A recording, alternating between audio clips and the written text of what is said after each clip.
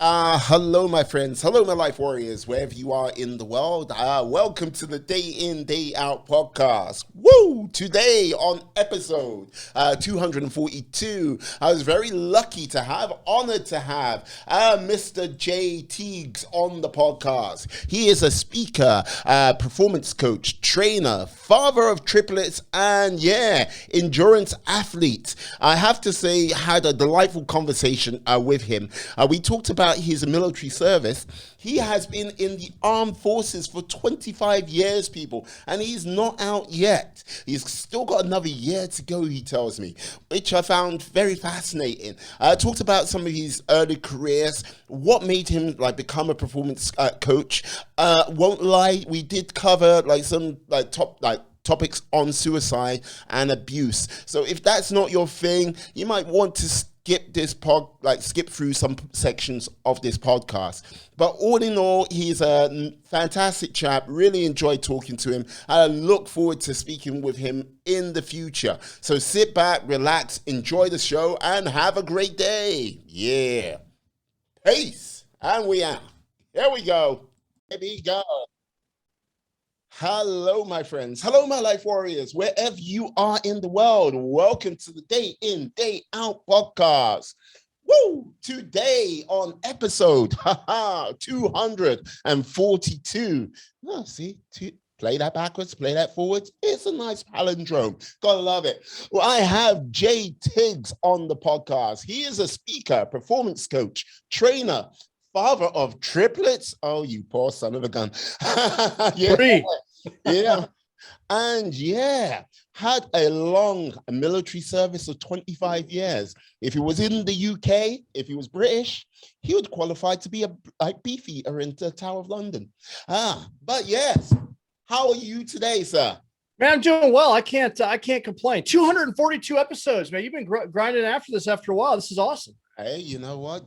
This is the thing. It's not a sprint, it's a marathon. It's a marathon, absolutely. Yes, you are a brand new little podcaster in the world. Like a small, how can I pay? Like a seed for the mighty redwood. Yes, it all starts. I'm trying to catch up with you, right? I'm trying to follow in the footsteps of giants. I'm on number 66. I got a ways to catch up with you, but we're working at it. Like I said, I just started my marathon. Okay. I'm liking that. So I have to ask, Jay, look, you have been in the military for 25 years plus. You got out and I'm actually still in. I got about another year to go. One more year. Yep. You have I tried to get out, but they keep dragging me. They keep dragging me in. I don't quit the army is what I always say. Well, you're still there. Put it this way: when it comes to retirement, you might go. You know what? I'll take back my papers. Who knows? Yeah. In the United States Army, we can retire after 20 years. I think which is pretty in comparison to I think other countries. It's usually 25, 30, sometimes even 40 years. So. We actually have a pretty early retirement program. However, with that said, I think that we have a little bit of a more stressful lifestyle compared to many as well. So, yeah. So this is the thing. Okay. What made you sign on the dotted line 25 years ago? Well, I think people join the military for they're either running away from something or towards something. And for me, it was probably a little bit of both. I had a very difficult upbringing. Mm-hmm. I was adopted. I mean, long story short, I guess I'll just give you the Cliff Notes version. I'm first generation American. My father grew up during World War II as a child. So he was there through the Reconstruction, aftermath. Most of my family on the German side had been killed in the war. Mm-hmm. My mother is from Holland. They immigrated here in the 1950s. She she had some mental health issues, just natural. And because of my father's traumatic upbringing, I couldn't even imagine trying to live through World War II as a child and the rebuild after that. He ultimately moved to the United States when he was 19, joined the Army for 3 years, but just was very dysfunctional, in his relationships. He was very hot tempered. Mm-hmm. When he met my mother, I think that was wife number 4. Oh, and he was physically and emotionally abusive to her, which exasperated her mental illness. they had me during that time, but he had, I don't know, I have 5 other brothers that I've never met. There's a total of 9 of us and I've only met 3 of them. And yeah, so, and there's probably more. I need to do one of those heredity tests to see. I probably have some more family out there. But the bottom line is that he had some struggles and difficulties, and he wasn't able to just really, he didn't face any of his traumas or anything like that. And it led to a very difficult upbringing. It didn't end well with my mother. He basically ran off with another woman and left my mom behind. And she was in on the mental institutions from there. She couldn't take care of me. He brought me along with him. And then that, just like all of his other relationships, that didn't pan out either. So he left me there with them, and they basically adopted me.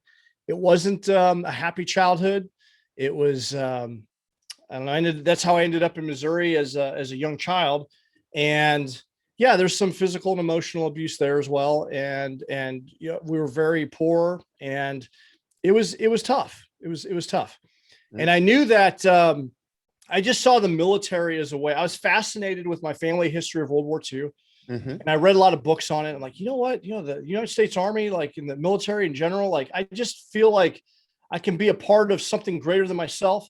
Maybe I can punch a Nazi in the face sometime, you know, and save the world, you know, and just be around like good role models.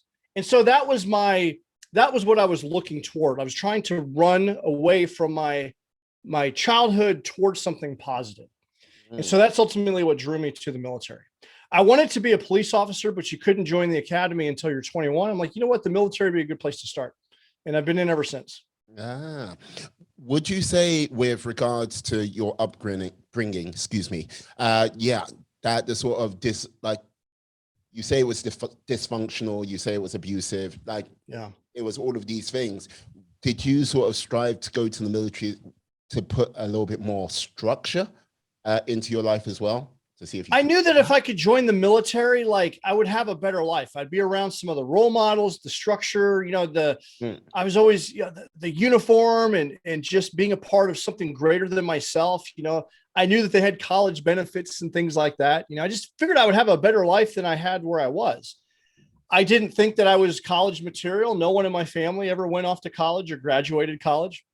Hindsight being 2020, I totally could have went to college and went that route. I just didn't have the confidence. No one really pushed me to go that route.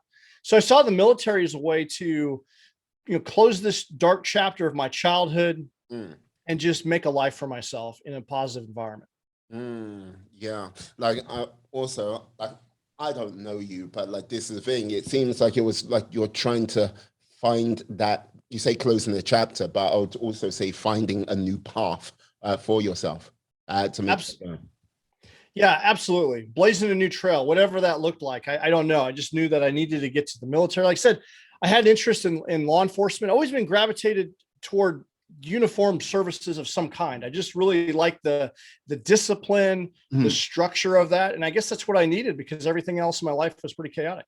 Right. Because like, this is the thing, like, so what was like, you could have just basically stayed there for your 4 years, 5 years, got out, and like, yeah, basically honorable discharge and become a police officer. But what was the thing, what kind of like went, hey, I'm good here. I'm good. Yeah, that's a great question. I enlisted as a combat engineer. And so it's, if you're not familiar with what a combat engineer is, we're like infantrymen that use demolition, right? We're the guys that go in, and when the infantry, the armor units get stuck, you know, we will, you know, remove an obstacle, or we'll place an obstacle, whether it be landmines or survivability, mobility, counter mobility. And I just really enjoyed that. It was exciting work. It was really, I mean, I was single at the time in my early part of my career. So it was really easy. Like, we had, you know, we worked hard, we played hard. It was exciting, and it was just a lot of fun. And I just saw that, you know what, I could have a good career. I could make a really good living doing this. And I was just naturally good at it. And, and I saw a lot of the opportunities for promotion. I saw travel opportunities. Like if I were just to be a police officer, well, I'd probably go to a small town and live there. But I was like young enough, like, you know what? I want to travel the world. In my very first assignment, I went to Colorado, which was beautiful. And then I had the opportunity to go to Hawaii after that. I'm like, oh, I can go to Hawaii. Okay. I'll stay in for a few more years and just keep, doing this thing. I love it. Like, look, this is the thing. And like when I hear engineer in my mind, all engineers like doing is either fortifying something or blowing stuff up. It's like it goes into those two categories in my mind. Yeah. I could be wrong, but come on now. Well, I was the kind of engineer that destroyed stuff. And so that's I was good at that. I'm good at breaking things. So it was fun. And so the term is sappers, and I believe the British Army has sappers. I've worked with them before, and it's a very fun career field to be in. Like it's just exciting. Yes, you mentioned travel, and yes, the Royal Engineers, yes, they do get about, and I hear they get up to one or two shenanigans here and there. Yeah, definitely. They're fun to party with. Wow. It's like you're still alive. That's a good thing. I bet you didn't feel like it in the morning. Just like no, a lot of hangovers. Brilliant. So this is the thing with the army, Hawaii, was that the furthest place you traveled to? Or did you manage to get your feet wet in Europe as well? No, I had made a trip to Bosnia. So it was a deployment rotation to Bosnia. And so I served there for about, I think it was about a 6-month tour. And that was it. I came back to Germany for a week of training, but I was never stationed in Europe. Okay. Well, Germany is Europe. Come on now. Oh yeah. Well, I mean, but that's stationed there. So I mean, I just a short trip. Okay, I see. Right, because this is the thing. I look at your very long road, number of jobs, and this is the thing. One of the things what stands out to me, because yes, when I was over in America, I was sitting in the shopping mall with a friend of a friend. I was over here doing summer camp, and then from nowhere, this man appeared. I went, hey. Have you ever thought about joining the U.S. military? It's a recruiter? Yes. I looked at him. I was like, thank you for the kind offer, but you wouldn't be able to take me. I'm British. It was and he looked at me, stared, looked me up and down, went. It's no, stop that fake accent. Come on, have you heard? It's come on down the office. The friend of a friend was no, he really is British. He can't have, no, can't join. I was right. My other friend showed up. It was yeah. It was no, he was very adamant to get me into the U.S. military. If I didn't have my passport on me at the time, I think I would have just been Shanghaied into the U.S. military, going, most really have run into you because it was in the 90s. It was where are you from? I'd be London. I was what are you, London, Texas? No, London, England. Why are you here? I was just shanghaied into the U.S. military. It's So what would you say out of your long career, what was one of the sort of surprising moments you would say of military service for you? A surprising moment. Wow. Surprising moment or job? Well, this is the thing, surprising moment, job, because this is the thing, people have preconceptions about what you do in the military. Even if they kind of know the roles you have, Marines do this, Air Force men do this, yeah, engineers do this. Look, I expressed a couple of preconceptions myself just now, It's I mean, you mentioned recruiting, and that was probably one of the more difficult jobs that I ever had in my career. I think it's the most difficult job that I've had, and I've had some tough jobs. That one for me was incredibly challenging because, growing up, even though I was good in the military, starting off, I was physically fit and did all the right things. I still had a lot of things to unpack from my childhood. I had a difficult time speaking in public. I was very timid. That was a job that really forced me to get out of my shell and really enhance my communication ability, because you have to be articulate. You have to use your words to influence someone to make the decision to come in and join the military. And this was during, the early, during the Iraq war, where it wasn't going so well for us initially. And it was also during a time where I had just deployed to Iraq, and I was still just, I went to Iraq. I basically came back, and they're like, "Oh, you're going to go out to recruiting now and talk about it." Like, I just had this 1 year experience where I had like a bunch of incidents happen, and I was a part of something, and I was still trying to wrap my head around what just happened, because you go there and you're like this, almost like this alternate universe where everything is just completely chaos. The culture, it's hard to imagine a scenario like that unless you've been through it. And then you come back to where it's like, oh, everything's back to normal back here in the States, and hey, let's talk about your experiences, right? And I'm still trying to wrap my head around what just happened to me. And now you're going to throw me into a role that I'm not comfortable in at all. I'm not a people person. I don't enjoy getting up and teaching, at least at that time. And so that was a surprising thing for me, was like, how do I get through this situation, learn these skills, deal with, the traumatic experiences that I had, and unpack all of this. And that was a challenge. However, I would say that experience really molded me to who I am today, because it was through the hardship of facing, my experience deployed, and just facing the fear of talking to people and speaking and teaching. It really forced me to change my leadership ability. And, my ability to speak went from a weakness to more of a strength, just through repetition. And it was, that's one thing I appreciate about military service, is they find ways to put you in uncomfortable situations, and you just have no choice but to perform.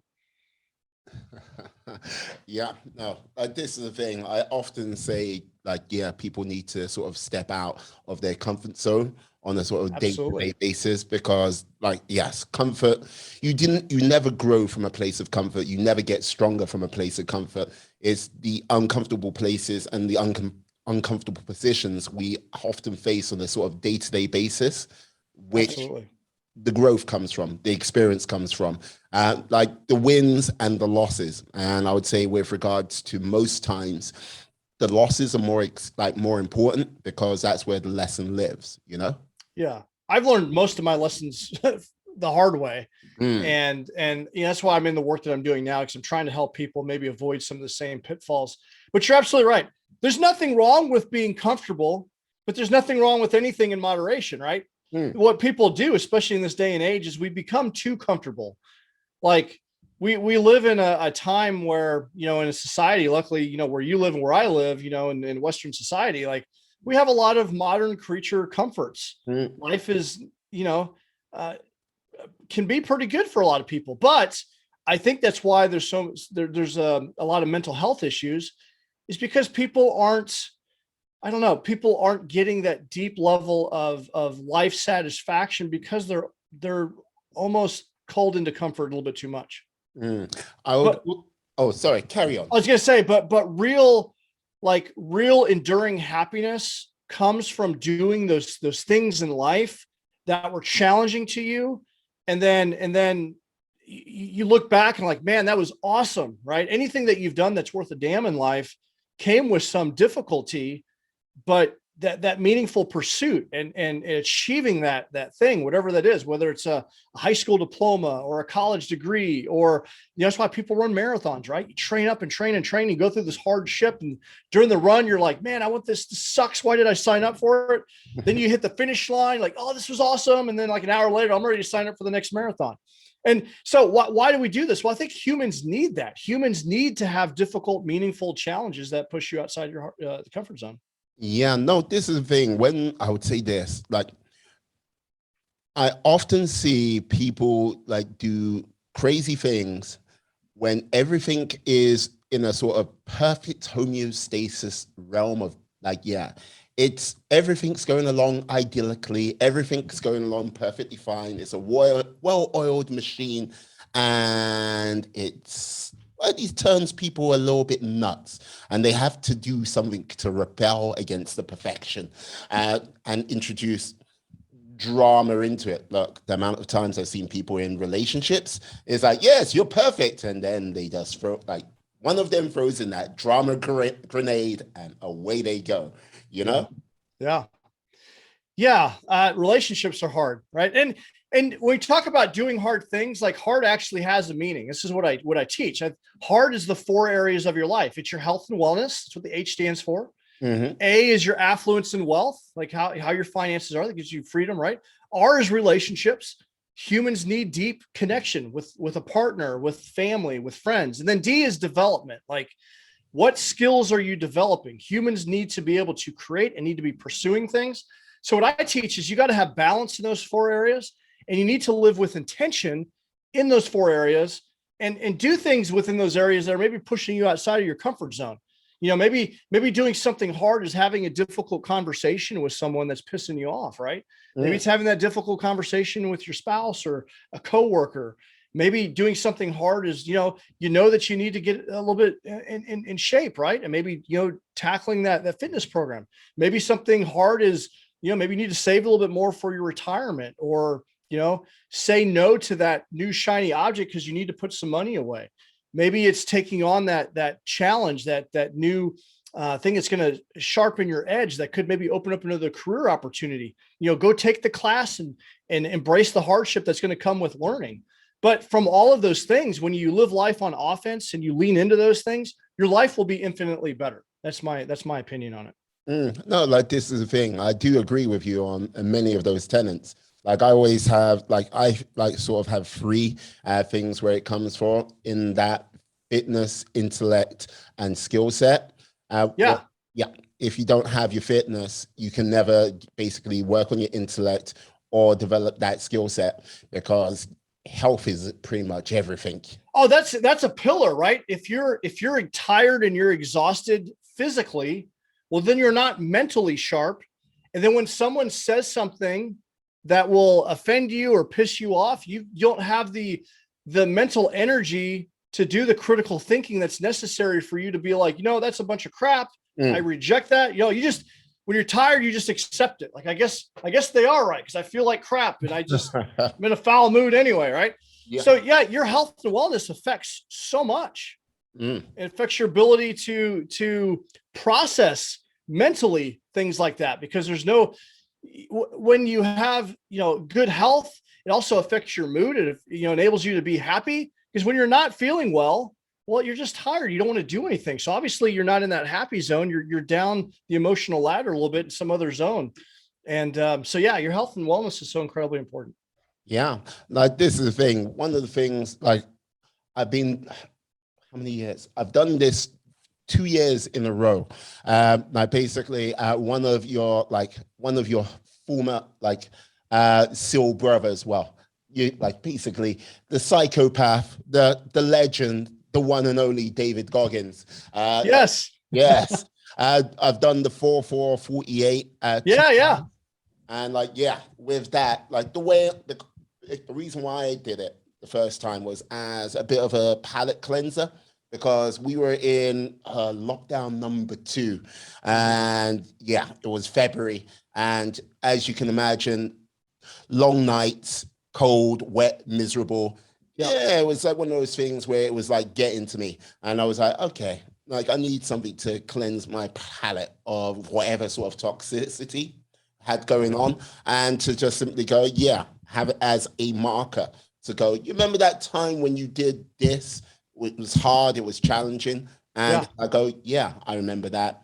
Now I can move forward, Yeah, you have a point of reference. That's why I think when you take on difficult challenges, when you're dealing with something at work or something that's might be like, man, this is tough.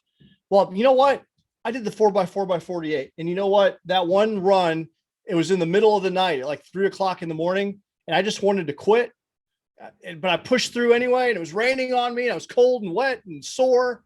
I pushed through. That gives you some confidence. It gives you a level of confidence. And it's like, you know what? This is a difficult moment right now, but I can deal with this because I'm a tough person. I can deal with this.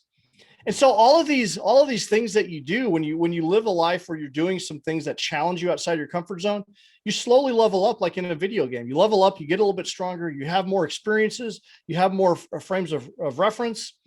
And it's like, when someone's like, it may not be in the same realm, but it's like, you know what? I'm a tough person. I can take this on. I have the ability, the intellect to figure out and solve the problem. I don't know the answer, but surely I have the courage that I can ask somebody for help. I'm humble enough to ask for that. Mm-hmm. I have the intellect where I can learn new things. I'm just going to lean in on this thing. I'm not going to procrastinate. I'm going to lean in on it. I'm going to figure it out. And you know what? This is tough, but I've been through tougher stuff. Yeah. I am curious to know, because look, there is a huge chunk of time from being a recruitment supervisor to where you are now. What sort of drew you into like going, hey, you know what? Coaching.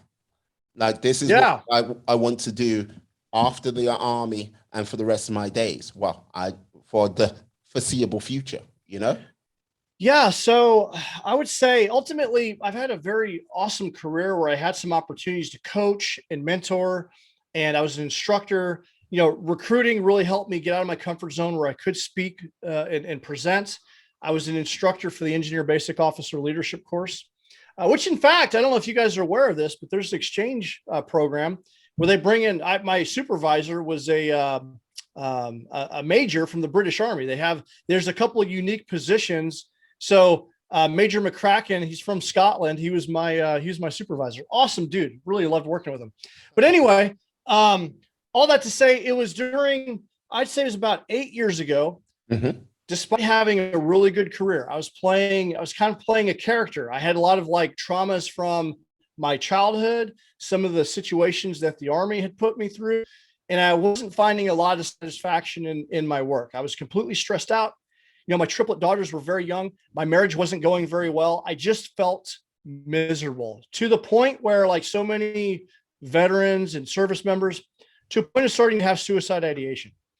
And I'm like, okay, I got to fix myself. I had a plan. I knew exactly where I was going to kill myself. I got a collection of handguns. I knew which handgun I was going to use, and I was going to go down, and I kept having the vision of taking myself down to this nice little wooded area down behind my house by the stream, nice and peaceful, and shooting myself. I thought about that all the time because I was just so miserable. And when no matter what you do, the thing you love to do, the people you love to be around, it's like you don't even want to be around any of them anymore. And it's like I don't even want to be in the service now, but everyone's relying on me. But I'm like, I'm not tapping out. I cannot do this. I have had people in my life that have taken their life. And I can understand, as tragic as it may be, a car accident or a disease when someone dies, right? That, as horrible as it is, it's like, I can understand it, right? But when someone takes their life, it's just like, man, especially if there were someone that you thought that they were strong, that horrible feeling is amplified exponentially. And I've felt that from people. If I would have taken my life, it would have been shocking to people, because on the outside, I played a really good character, but inside I was suffering. I'd stuffed a lot of my emotion away so I could serve and be there. But inside I was miserable. I was disconnected from my wife. I felt like I wasn't showing up for my kids. I wanted the Army, but like there was no hope inside. I had too much responsibility. And I'm like, and so those thoughts were there. I'm like, okay, I'm not tapping out. But what can I do? What do I need to do? Well, I still had the hard time of like asking for help, right? I need to go see a therapist. When I first came in the military, it was like, that was like a sign of weakness if you did that. But I'm like, you know what? I need to do what I need to do. I can be there for my daughters. I need to stuff my ego away and go ask for help. So I got into therapy, and that helped. I was able to start to unpack some of the things that had happened to me. I also started to look at like, what are all the negative things I'm doing to cope, right? I was drinking a little bit too much alcohol. I would like video games all night. It's like a form of escapism. I was doing all these things to escape. When I was in the car, I was listening to talk radio, a lot of news. So I got going to work all pissed off because, President Bush did that, or, whoever was the president at the time did this or that politician did this or that. And it pissed me out. I get triggered by stuff that was away my control. So I started inventorying all of my habits and all of the things that I was doing. So I got myself in therapy. Yeah. I started looking at, okay, who am I hanging out with? And you know what? I probably need a different friend pool. And then I started looking at like, okay, how do some people they just so successful and they're happy while they do it? What are they doing? There's a handful of people. I'm like, that guy's awesome. His life is like all together. He's happy doing it. What's he doing that I'm not doing? And one common denominator that I found between the military and like even my civilian friends is that they were all readers. So I reached out to a couple of them. Hey, like, now I wasn't much of a reader at all. I never read. I didn't like to read.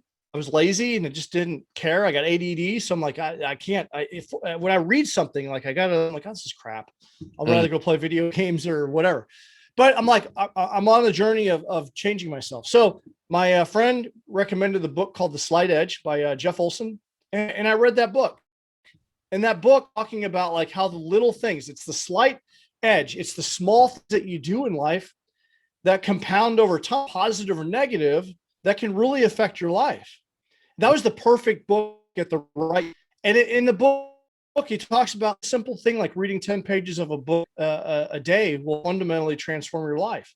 One book can change your life, but if you start reading a bunch of really good books, your life will begin to change. I started to be a little bit happier.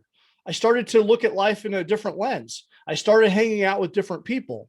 I started, changing to more something that had a more positive. Now, ultimately, my marriage, it was too late for my marriage. It ended up in divorce. But I did get involved in like coaching, and I continued to do the really appreciated about performance coaching was like, I therapy, you go back in time to deal with things that had happened in the past so you can live in the present and hopefully have a good future. But what I appreciate about coaching is like you can help see what the future looks like and help you live in the present so you can get to the future. And so I think everyone should have a therapist and a coach so you cover all time zones, but I really the positivity of coaching. And I think that there's more therapists than there are coaches, and coaching it ultimately trained my life so much. I'm like, you know what? All the things that I've done in the military, like has given me the skills to profession and do this thing. And then as soon as I'm a big fan of Brendan, he at the high and he's got a few best-selling books. And I went to one of his events. Did you say that guy? He offered a coaching program. I didn't even, Brendan Bouchard. Yeah, Brendan Bouchard. Yes. Yep. Are you familiar with him? I am not familiar with him. It was just you broke up just as you said his name. So I was like, oh, I didn't want to miss anything, Oh, yeah. He worked with like Oprah Winfrey. It was like Oprah Winfrey's life coach. He's up there, like he hangs around with Tony Robbins, but is probably not as popular, but it has a bunch of best-selling books. I really like how he takes these complex topics and makes them like just easy to digest. I'm like, okay, I'm gonna get involved in his program. And yeah, here I am. I'm working on my own coaching practice. I do one-on-one coaching and group coaching, and we're starting to do apparel brand. I got the podcast, and I just want to help people avoid the same mistakes that I made and pitfalls. And there's a lot of things. I'm highly educated. I made myself go to school and pick up some pieces of paper hanging up on the wall, but none of those things really helped me adequately deal with the things in life that I needed to know. Like, how can I have a better relationship with my life? Like, how can I communicate better? How can I have more courage to, when I just want to just stay home? Like, all of these things, these life goals that we really need, but aren't being taught, have a vision and help them like navigate toward that compelling vision for themselves. I just think the world needs more of that. And so that's, I've joined that cause. That's what I'm doing. Yeah, no, like this is the thing. You bring up a lot of valuable points, because like this is the thing. Most people, and like here's the thing. Most people distract themselves from actually looking at themselves truly in that sort of mirror of reality. It's like, yes, as you say, through video games, yes, like basically like listen to the radio, either watching TV, things that will make them angry, like to like still keep them distracted from looking at themselves. Also, when they start to look at themselves, they think, oh, it's far too big. And like the whole thing is like, I have like, one of my things is 2% each day. If you can make your life 2% better each day, down the path, like 10 days down there, oh yeah, that's 20%. Or if you fall back, you're still going to be ahead of where you started from. people don't understand, yeah, it's the small steps you need to take, because it's always like, it's never, most times when we sort of deteriorate in life, it's never a big thing, not unless if it's some sort of outside accident or something like this. Our relationships, our health, everything happens in small increments. And you're like, oh, wow, I'm so out of shape. Or, oh, I've lost touch with so many people. It's a case of, yeah, if you went to the gym every day and like did a workout, yeah, like, if you're not going as intense as last time, you won't deteriorate as quickly. You'll have, like, if you're increasing that intensity, you are going to get better. With your relationships, if you're not talking as much, and like you find yourself like, oh yeah, when was the last time I talked to Charlie or Susanna? It's been like, oh, 5, 6 months, where I used to talk to them every single day or every single week. So, you know what I mean? Bit by bit. Yeah. And like, to get on that road of recovery, Yeah. it takes a small step each time. So 2% makes a world of difference. It's not jumping up and going, I'm going to hit 50%, because you do that, you'll be like intensely focused, and then you will find something that will distract you, and you look at it and go, I didn't hit that 50%, so why should I bother? You know? Yeah, it's I think of the story of the tortoise and the hare, right? The race between the tortoise and the hare. Slow and steady wins the race every time.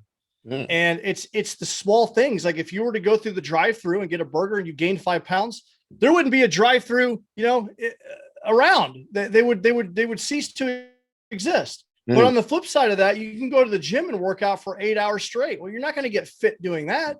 No. It's slow incremental change over time. It's really your habits and the things that highly incredibly happy people do, and incredibly successful people that get a lot of things done, is they have little habits that they do, and they do consistently. They do them religiously. And like you said, so many people are just distracting themselves, and there's a price to pay to that for that. There's you're not getting a lot out of like spending a lot of time watching TV and video game talk and all those things that you do. They're really distracting you from things that you could be doing that are more meaningful. Yeah. And I think it's just to be that way. Like these things are so addictive, but they're designed to watch The Matrix. I think The Matrix is a documentary. I mean, seriously, like I think, look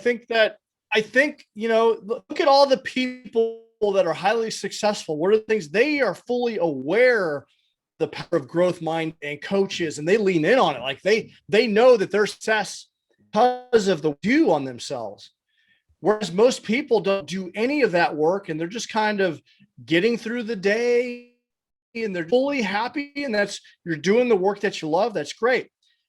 But if you're someone that's in that perpetual cycle, and you know that you have greatness, and you know that you have a goal, you got to get aware of the habits that are keeping you put and through those, so you can get to that next level. And that takes some self-awareness, and it's going to take some change in what you do. But it's like you said, it's the little things.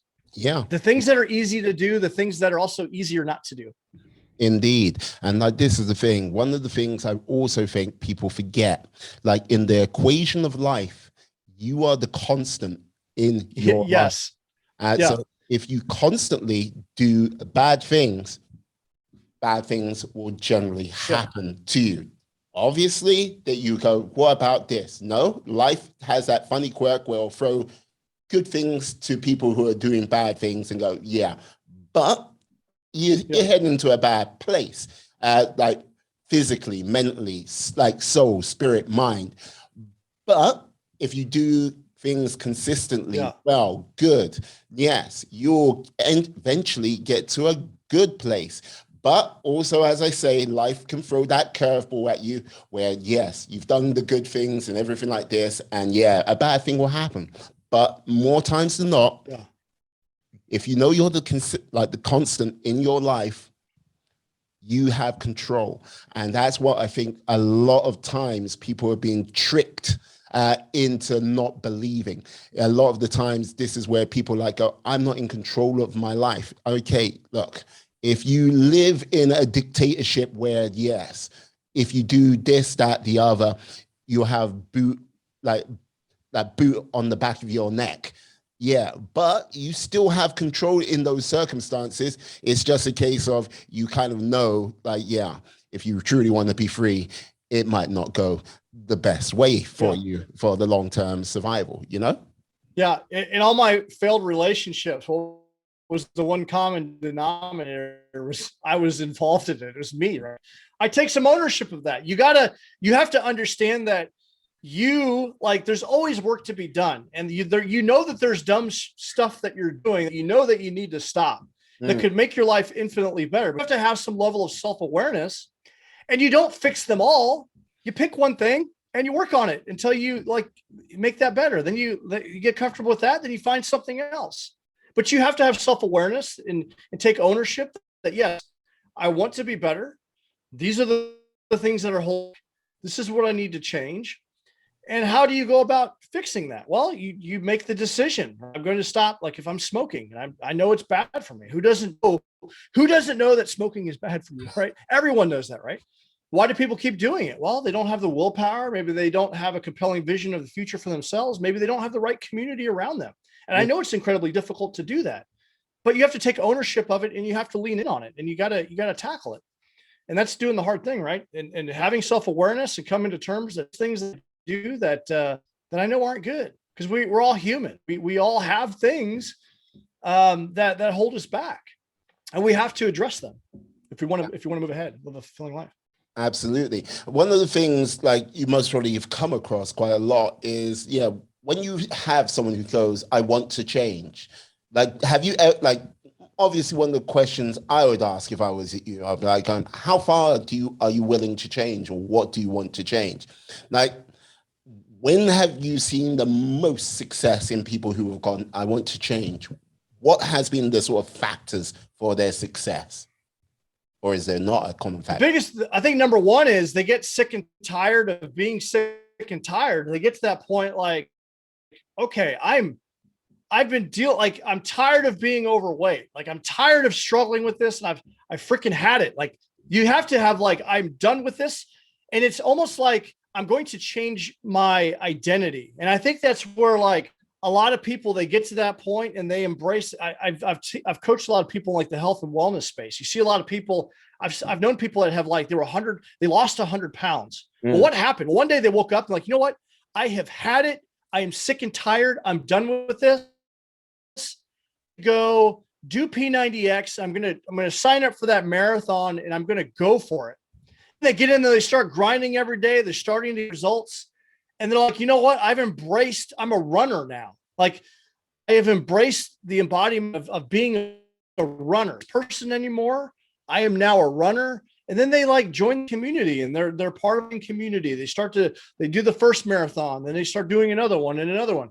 And you can find that I think it's why CrossFit's so popular, because you got that tribe of people, and people will tell you, if a CrossFitter, because they will tell you, they talk about it all the time, right? I'm a CrossFitter. So that's what I tell people is you have to get sick and tired of where you're currently at. And then when you change your identity and you morph into something else, that's where lasting change happens.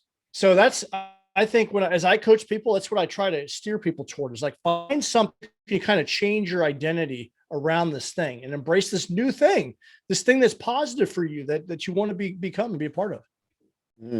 I think this is one of the tricks life plays on you. You say change your identity, and I think people are so invested in who they are to other people that they are unwilling to sort of let go of that, or vice versa. The people around them are so invested in who they are, they don't want that. They're afraid of what they might become, because it might not have the same sort of value, or it might put a little bit of shame on where they might be in their life, Yeah, I find a lot of people, they start the personal growth and development journey, whatever that is, and you start to change and you start to become someone a little bit different. And the people that are closest to you, they see that change, and they might see their own flaws in themselves, and like just like crabs in a bucket, they're going to try to pull you back down. And it's hurtful when it's people that you love and care about. But sometimes, and it's got nothing to do with you. It's really more of a reflection of themselves. And that's why, you're the average of the people that you spend the most time with. If your friends are all smokers, you're probably a smoker. If your friends are all going to the gym, you're probably going to the gym. If your friends are, making six figures, then you're probably making six figures. If they're all broke, you're probably broke. And sometimes, your friendships have to change along with you, which is very hard to say. And I've heard this analogy once that was really good. Friendships are like a tree. The roots of the tree, they get firmly planted into the ground, mm-hmm. and they grow deep and deep. And those are like your truly like hardcore friendships, your deep connections. But sometimes you have friendships that are more like the branches. They'll be there for a few years, but a strong wind could come in and blow, these branches break, and that friendship breaks off. Some friendships are like leaves, they're there, but they change with the season. So you gotta make sure that the roots, the really deep friends are the people that you win, the people that would, even if you're going to change, they're going to be in your corner to support you. They're not pulling you down. Good friends don't do that. But unfortunately, people will do that, and it's got nothing to do with you. It's a reflection of themselves. So you got to be very careful about who you hang out with and who you spend time with. And if you're going to embark on change, you're going to have to realize that some people will clap when you win, some won't. As I started to change, people knew me as a soldier for such a long time. Still in, but as I started my coaching journey and I started a podcast, I had a lot of friends that are just cheering me on, they're buying the shirt, they're part of the group. I got other friends that won't say a word. Like they haven't even acknowledged the fact that I'm doing any of this work. It's just a strange dynamic. It's just like, but as I think about it, it's like, it's got nothing to do with me. It's something that they see about themselves, or I'm becoming someone different. And like I said, it's got nothing to do with me. So no matter what you do, when you embrace change, your friendships could be strained a little bit, and you may have to, change them up a little bit. No, I hear that. And sometimes it's so like when that sort of situation comes around, it can be a surprise, a shock, and a painful loss at times, because you sometimes think, what was I to you at that time? Especially when it feels like it's a friendship which is deep to the roots and stuff like this. And like you've seen and you've done so much together, if you get what I mean. And that sort of goes by the wayside. It's a painful thing to prune, if you get. Hurtful. It's hurtful when you think that you got people in your corner not supporting you. It doesn't feel good. It's horrible. I've got a friend now she's on this a big journey for her own health and wellness and fitness, and she has an autoimmune disease. And if you've ever seen anybody with an autoimmune disease, they look pretty normal on the outside, but on the inside, they got a lot going on. And she has some friends that are like, as hard as she's working, they're not seeing a big result. Well, her body is like fighting against a lot of these different things. And so some of her friends are just kind of, they're not really being very supportive, like they should be. It's really hurting her feelings. And she's spending more time at the gym than she is with her friends. And there's like some dynamics that are happening there that really is really hurting her feelings a little bit. But I see that with anyone doing something big, and anything where someone is doing something outside the norm, they're breaking the mold. You're going to have someone in your circle is going to do that. And it's hurtful. Yeah, no, this is the thing. It's also called over here, and I think in Australia, tall poppy syndrome. Tall poppy syndrome. Yeah, because it's like the first ones to get cut. So it's like, yes, you try to rise up and you get cut down. And like the whole thing, another thing, which I think is also a little bit of a problem, is like people are not prepared for like how long sometimes change takes, because you think about how you fall into a rut. It's as you mentioned with the burger analogy earlier. Like if you had a burger and it like put 5 pounds and you immediately, no one would actually have a burger or anything like that. But it's like when that sort of rut kicks in slowly but surely, and you'd like sort of find yourself in that quagmire, You think, okay, yes, I can get out of it immediately. No, you can't. It takes time. It takes a lot of work and it takes a lot of effort.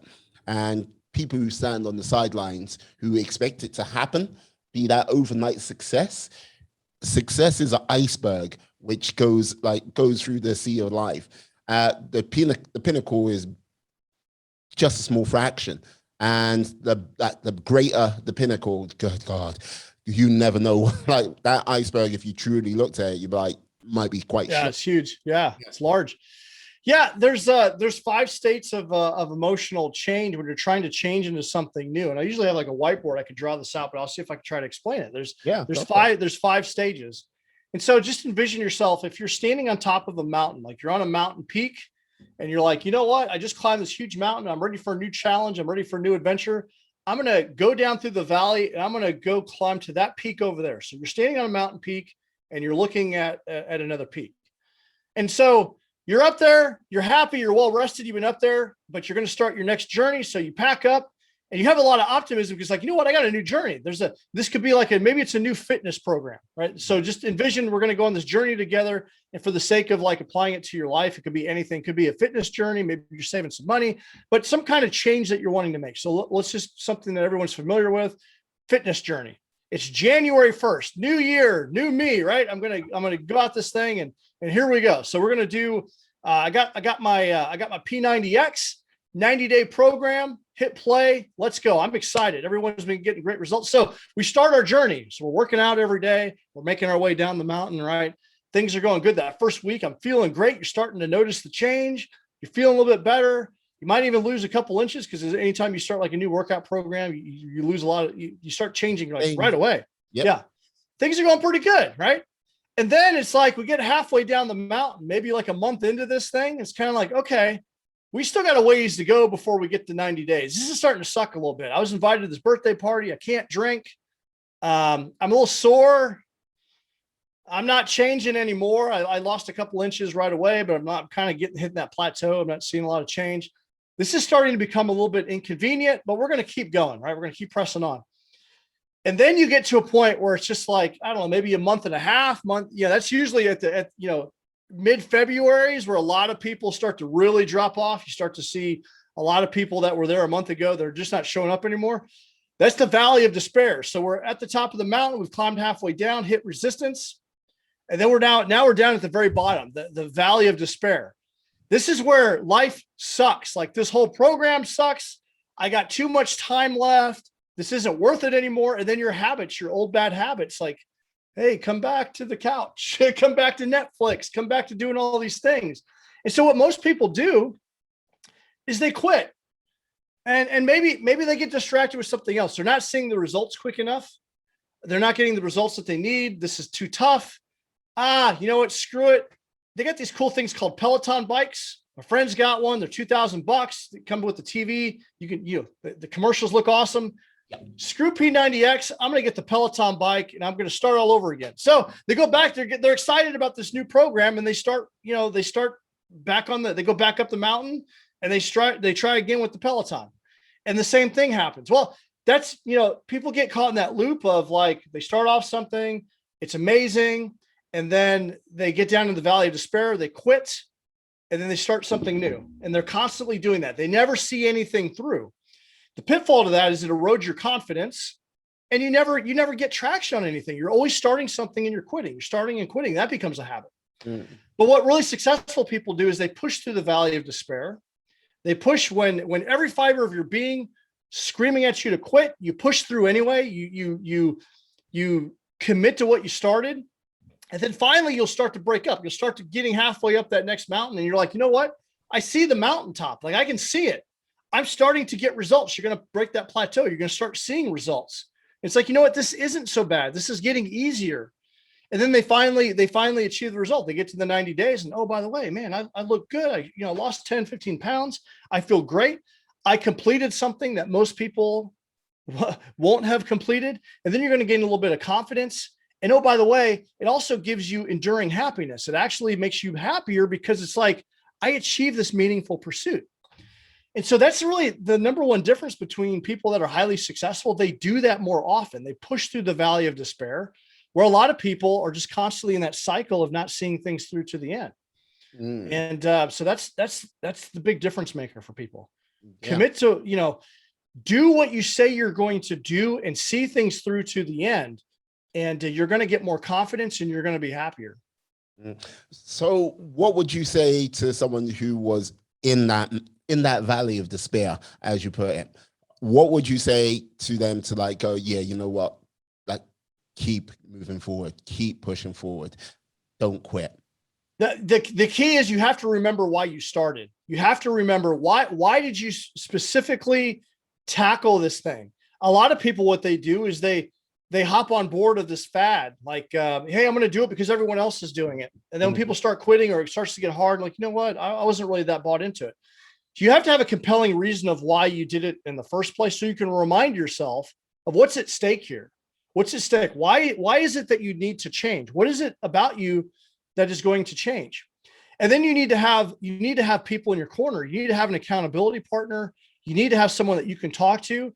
And that's why when I'd taken a difficult challenge, like every year we've been doing 75 hard. I don't know if you're familiar with 75 hard program, but 75 days. Heard of this. Yeah. I've seen this, and I can't remember the chap's name, but I know who you're talking about. Yeah. Andy Frisella. It's a 75-day program. It's 5 simple tasks. It's designed to build discipline and grit. It's 2 workouts a day, 45 minutes each. One has to be outdoors. That's one task. You stick to a diet. You get to choose what the diet is. No alcohol, no cheat meals. Drink a gallon of water, read 10 pages of a book, and then take a photo of yourself each day. Doesn't sound like a lot, but it over a period of time, especially that second workout can be really tough.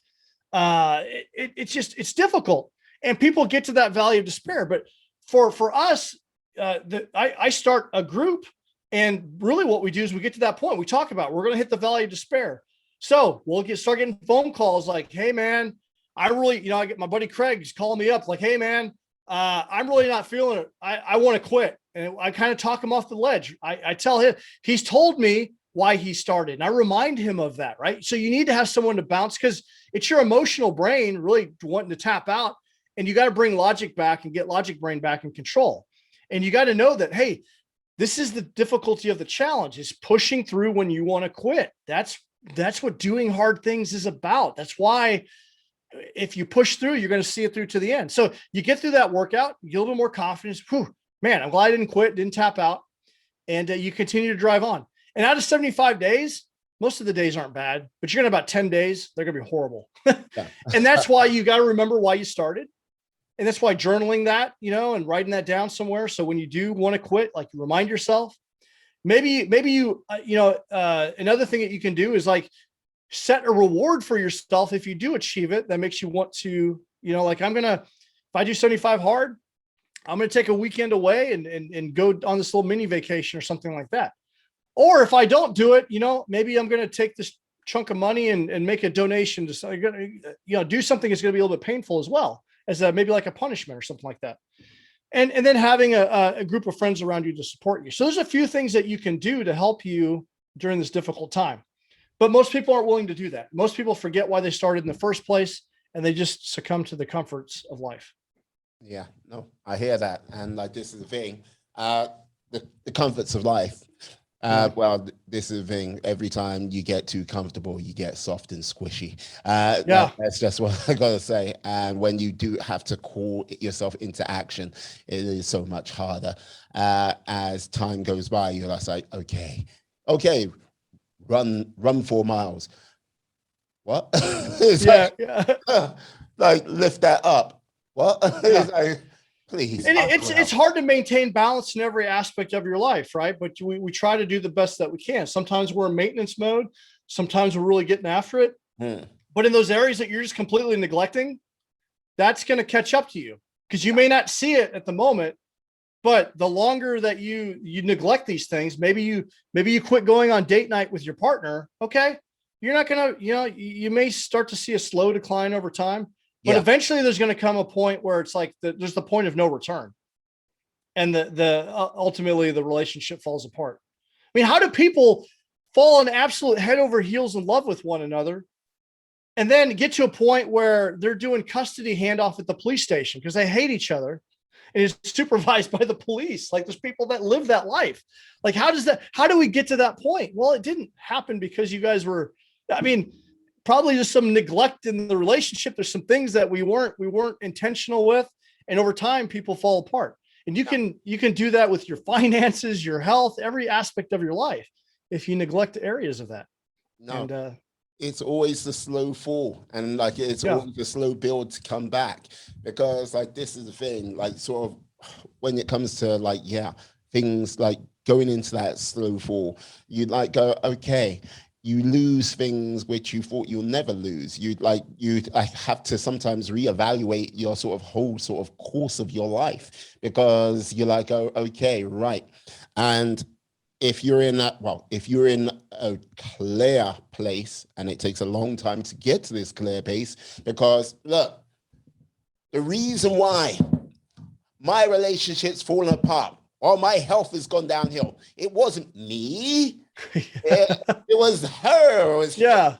It was that person over there. It was, you know what? It was that fast food restaurant, which was just built over there. What, me? No. But when you get clear and you like really, you're willing to take that responsibility and go, yeah, the reason why that relationship fell apart was, I wasn't there for that person on a regular basis. I got caught up involved in petty, meaningless things. Now I look back at it, it's like, why did I do that? Like, and then it's like, oh, okay. When you start tackling the why you've done that, you can start getting better. The reason why my health is deteriorated, because fuck, like I don't like, I like fast food, and it's like, but I'm not actually putting the brakes on. It's like going, or it's a case of I don't have time to cook like good food, and you're like, oh, like, why is that? Is it your job? If it's like, no, it's not my job. It's like going, oh wait, maybe I've occupied that my precious time with something which isn't positive or meaningful in any way. Yeah. It's just a time suck. It's like those things, that the whole key of responsibility and looking at oneself is sometimes the hardest things to do for people. And I think it's a case of, if they start doing that, they might make their world a little bit better, you know? Yeah, it's having self-awareness, and people are like, oh, I'm not good at managing my time. That's the one great equalizer we all have, is that we all have the same amount of time. What you choose to do with that time management is life management. And if you have reverence for your life, you got to be able to manage your time. And one of the biggest things, man, that I really try to tell people and try to help them with is, like, if you're not using some type of calendar system, like you got this powerful cell phone with the Google Calendar, you can like block things on there and do things, or I like the old school, just pen and paper, like map out your day and really manage your time, because your time is your life, and you have a lot more time than you realize. Is it just being eaten up by a bunch of stuff? Like, you can get on TikTok, man. You got to be careful with that, because that's like 20 minutes. 20 minutes like that is gone. That's 20 minutes that you could have spent, intentional with your child. It doesn't take that long to have those intentional moments. But if you're not aware of what you're doing and how you're spending your time, and you're squandering it, then you're probably not going to get the results from life that you really want. But oftentimes people are just squandering so much of their life and so much of their time on trivial things. Like, you do have time. Everyone's got time to create a healthy meal. Is it fun? I absolutely hate cooking. I don't always enjoy it, but I know that I'm going to have more energy, which is going to help me be happier and more productive if I do take the time to do it.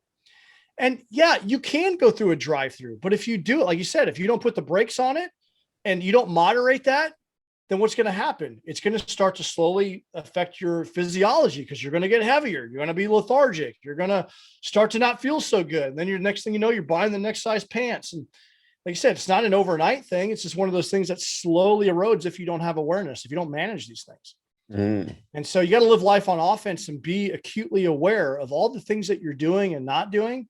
It doesn't mean that you have to live like a robot. You look at David Goggins, like I mean, I love David Goggins. I don't want to spend all my days running, and that guy's a machine, right? You got to live a little bit, right? Um, but trying to find some balance in there. And I think more people they know that there's some things in their life that they need to probably change. If you could, like you said, like 2%, not changing everything, just identify a couple little things and just focus on that for a bit. That's how you make your life a little bit better. And over time, you're going to improve. Indeed. Yes. I like that. Oh, there you go. Like, this is the thing. Now, like, being a performance coach is one thing, but like sort of dipping your toes into the realm of podcasting, what made you decide to do it? I'm always curious because, like, yeah, I'm on my journey, which is it's a long mission. And what made you start your podcast journey? I just love the for a couple of reasons. One, I wanted to develop my speaking ability, and I wanted to learn topics because sometimes, I'll go on there and just teach a topic. So I use it to enhance my skill and ability.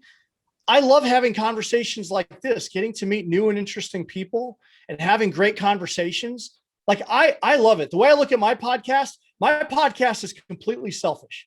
It's an opportunity for me to learn a subject. When I talk about things, I talk about it from the heart because these are things that have affected me. I tackle topics where I've had to learn something.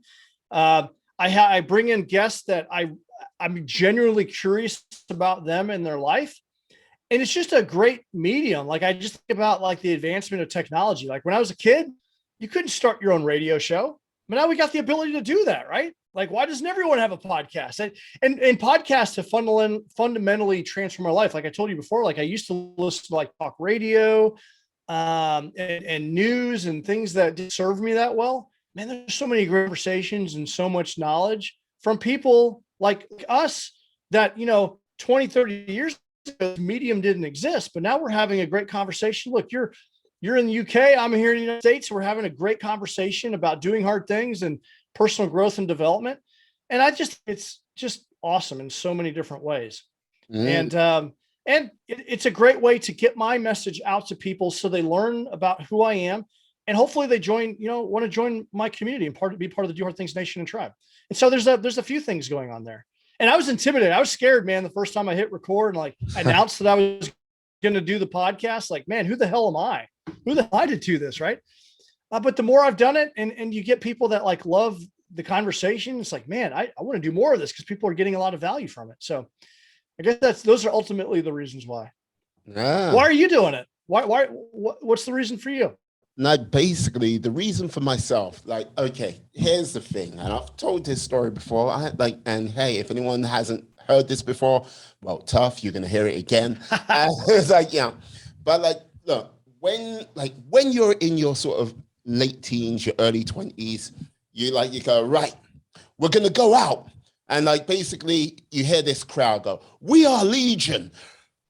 Oh, and away you go. You're like, okay, right. You're in your mid-20s, like late 20s, and go, yeah, we are Legion. And it's like you turn around and you hear, oh, the crowd is not as large as it once was because, hey, people have moved away, people got married, like kids, responsibilities. You get to your 30s, you go, we are Legion. And it's like, oh, okay, wait, where's half of the people gone?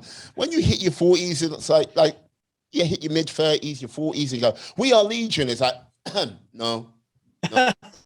We're like a crack elite group, small in nature. Because people are living their lives and doing life stuff.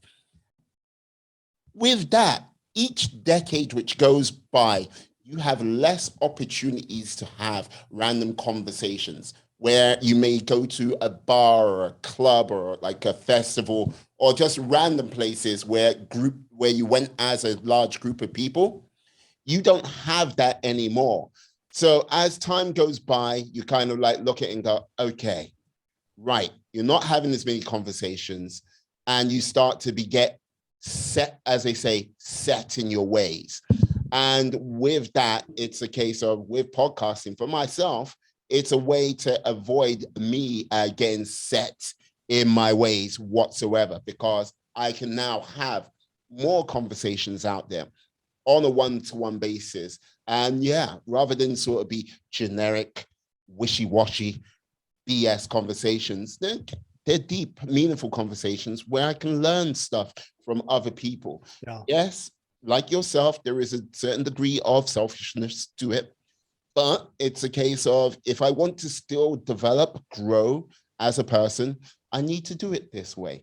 And like, this is a thing. I think people who listen to podcasts also have that desire and hunger to still learn and still grow as people. It's just they don't facilitate it by having their own podcast, you know? No, I love that. As you were describing that, the different states of time, there's a quote, you may have heard this. I got it here. It's like, out of every 100 men, 10 shouldn't even be there. 80 are just targets. 9 are the fighters. We're lucky to have them, for they make the battle. But there's one, he's the warrior. He's going to bring the others. And as I think about that, like we're on the warriors, we're the warriors of personal growth and development, trying to help bring the others back, right? Trying to put some positivity out there for other people. Because most people, 10% is just gone. Like there's no saving them. They're happy with where they're at. The other 80%, they're just living their life. They're in comfort. Only 10% of people engage in personal growth and development, right? Only 10%. It's not a large amount. It's very small. And I think you're right. Like for the people that are listening to this podcast, there's something driven in them where they want to be better. They know that there's something better for them. And the question I like to ask people is like, who loses if you don't win? When you're winning, like if you're a parent, your kids are winning, your partner's winning, the people that you work with in your tribe at work and your friends, they're winning because you're better. And podcasts make me better.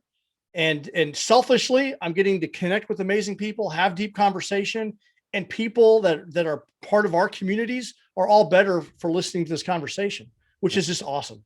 Hey, indeed. Like, yeah, like this is the thing when, like one of the things, like observation I often make, it's like, if you're trying to put something positive out in the world, you don't expect to hear cheers, hip hip hoorays, or anything back from it, because it's just weird like that. But when you put something negative out there, be prepared to weep the whirlwind, as they say, because if you don't, like, you go, right, why are you coming back to me? I've just said the same things that I've been saying, but if it's negative, like the positive stuff, it comes back to you in sort of like, how can I put it? A warm breeze, a ray of sunshine. It's not intense most of the times. People who go, oh yes, like blah blah blah. No, you just need to look at a news cycle, right? If positivity was that all shining beacon to bring capture people's attention, there'll be positive news 24/7. Or every day of the damn week. It's not like that. Negativity wins the day.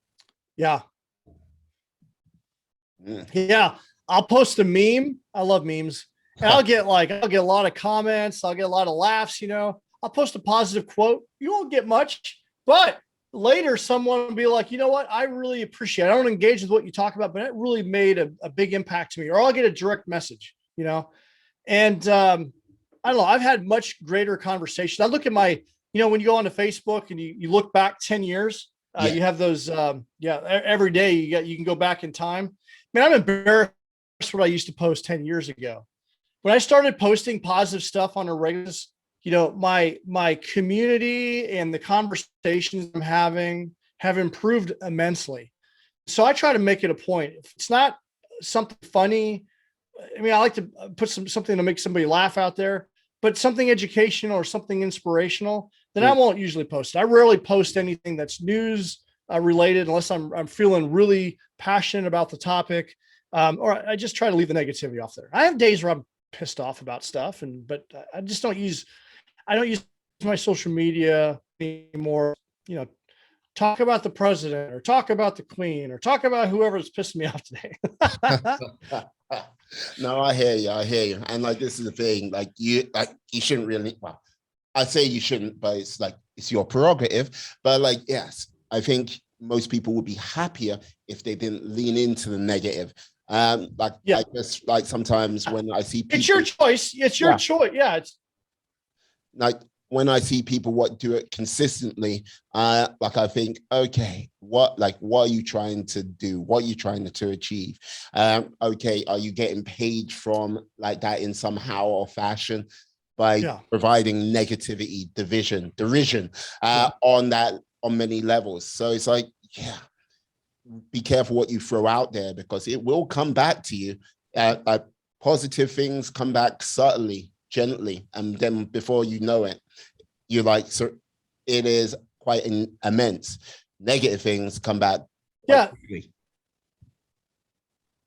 There are people that wake up in the morning, early in the morning, and the first thing that they post is something about or when Trump was in office, something that Trump did. That's just not healthy, man. That shouldn't be the first thing that you're doing in the morning. And you see it all the time. You see stuff like that all the time. Mm. That's not healthy for you. And I used to do that. And I look back at my life when I was doing that type of stuff, and I'm like, okay, those were not the best years of my life. I was not in a good mental space. Mm. But sometimes you just kind of get into that rut and you don't even realize that you're in there. But just realize if you're doing that there's a better way to live. Like that's not we shouldn't be doing that. Yeah. Was there one point in your life what sort of really snapped you out of that mindset, or was it a case of a series of progressions? The, two points. One we already talked about. That was my second awakening with when I got to the lowest point where I wanted to end it. But before that, it was the birth of my triplet daughters. It was like, okay, like they're here. It's real now. My life could be over now because how am I going to deal with going from 0 kids to 3 kids? But that was the moment where it's like, okay, I've really got to step it up. Like I've got to finish these things. Like I was enrolled in school. I got fired up and I finished up my degrees. That's when I decided to go the officer candidate school and become an officer in the military and really start to kind of like, I need to change up some things in my life because I need to be a role model for them. I didn't have a father growing up, so I didn't have a good frame of reference, but I'm like, you know what? I want to be the father that they didn't have. I'm a pretty decent, I try to role model the way it worked, but I need to really for my kiddos. Mm. And that was the big thing. Yeah. So I think for a lot of people, their kids do the kids will make you snap out of it a little bit. Ah, is it a case of it makes you snap out of it because you're not you're not the entire center of focus in your life?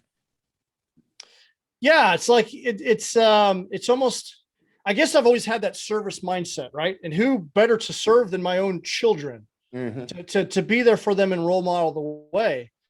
And I'm like, hey, there's a lot of things that I've been doing that I just can't do anymore. I can't stay up all night and play video games when I got 3 kids depending on me.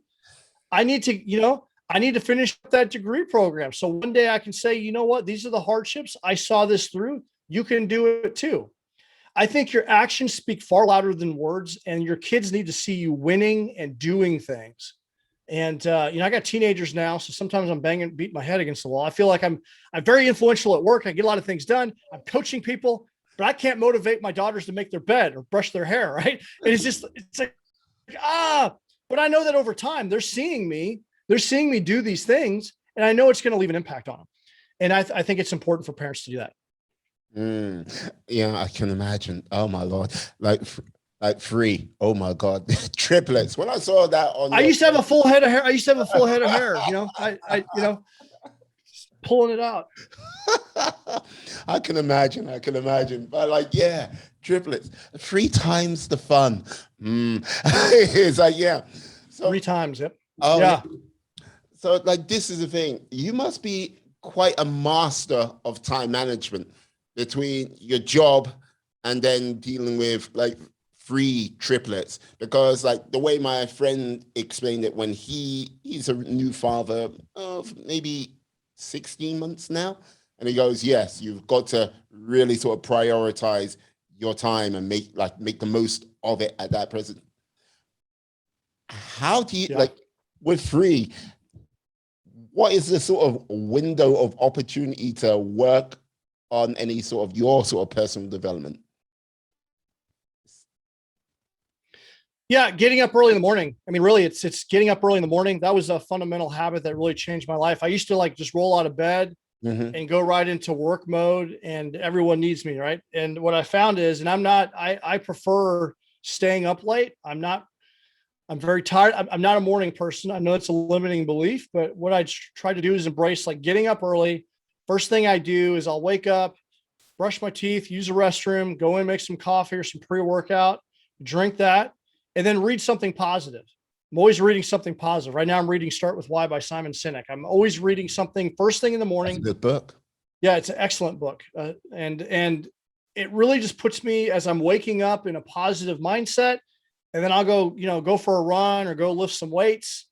And then, at that time, my kids are like, they're old enough now where they're like getting their showers and all that kind of, they can dress themselves.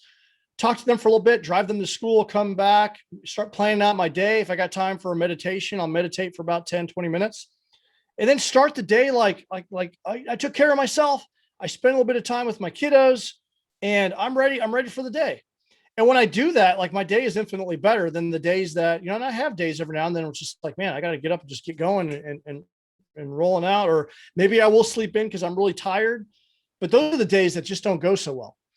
And so that's where, I think if you want to win the day, you got to win the morning and the development in the morning. There's a great book on this topic that really helped me. It's it's by Hal Elrod, The Miracle Morning, the 6 things you should do every morning. And that requires sacrifice. It requires for you to take care of yourself. You need to do it early in the day where no one else here, because if you got kids, you got a partner, everyone needs you the rest of the day. You got to carve out a little bit of time for yourself in the morning. If you wait till later in the day, you're going to be too tired. It's not going to be as effective. When I read in the evening, it's not as powerful to me as it is in the morning. The morning's where I got most of my energy. And it's good to start in a space of calmness and taking care of myself before everyone else needs me the rest of the day. I hear you. I hear you. Yeah. Because, like, yes. But like most mornings, I start my day off with a workout, and like people like go, "Why are you getting up this early to like work out and everything like this?" It's just one of those things which it puts me in a fundamentally in a good mood to just kick it off the right way, I don't always like to do it, but I know that my day is going to be better. That's discipline, right? Knowing that if you do the thing, your life is going to be better. Your day is going to be infinitely better than if you decided to sleep in. Yeah. That's discipline. You do it anyway, because you know it, and it always does. The hardest part about working out is tying your shoes up. And the first few times, the first few reps, like, oh, this sucks. Then you kind of get into it. And they're like, oh, this is great. All right, we can do that. We got the heart rate up. And when you're done, you're feeling good. It's like, shit, I'm glad I did that. Feels good. You do that hard thing first thing in the day, man, it's like you feel like you accomplished something. Yeah, indeed. Now, talking about accomplishments, like one of the things when I was listening to one of your podcasts, like earlier today, you talked about your ambitions for your podcast. Like, yes, you want to have a podcast as big as Rogan. I thought I heard you mention. That's a big lofty goal, right? Because he's really crushing it right now. Oh yeah, 2 million new subscribers over the last sort of, I think, month and a bit. I believe. Yeah, that's a big mountain to climb. Hey, but you know what? It's like if you don't catch him, like you think about the pursuit. If you've like got say 10%, 20%, hey, 50% of that mountain. Wow. Yeah, absolutely. I mean, that's a big lofty goal, but the goal is to really make an impact, right? To really change people's lives for. And I think the world needs more of us doing this type of work, because there's so much entertainment, there's so much distraction out there. But here we are having good conversations that if you just took one of the principles we talked about, your life is going to be better if you incorporate that. And there's so many people that aren't aware of that. Now, I think if I'm going to be as big as Joe Rogan, I'm going to have to bring in some people that might be a little bit more entertainment, right? Because people have to be entertained.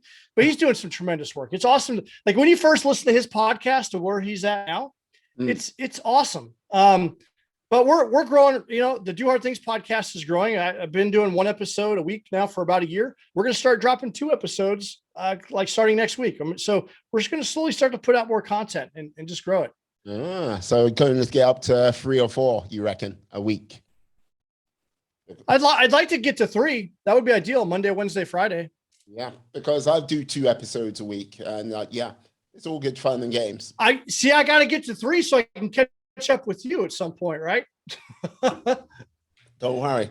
Now that I know about you, I'll keep an eye on you.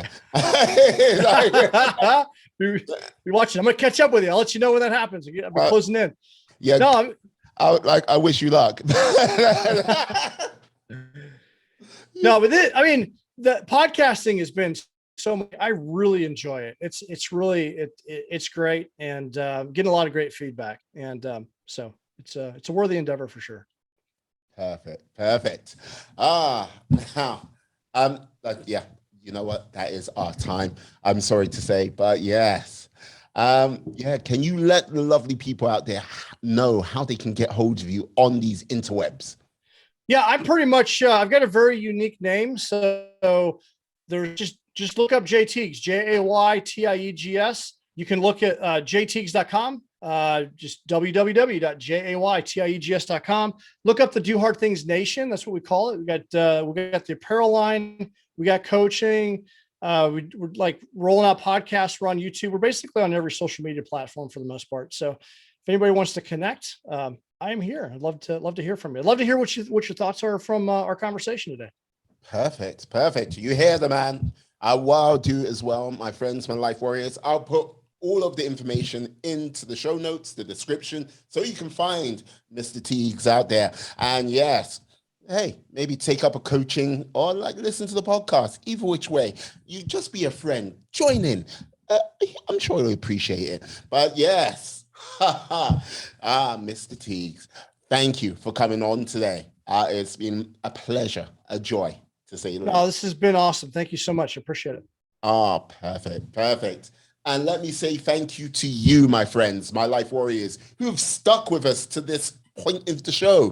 Thank you very much for your time. It is much appreciated. Please stay well, stay safe, be awesome, be excellent, be fantastic.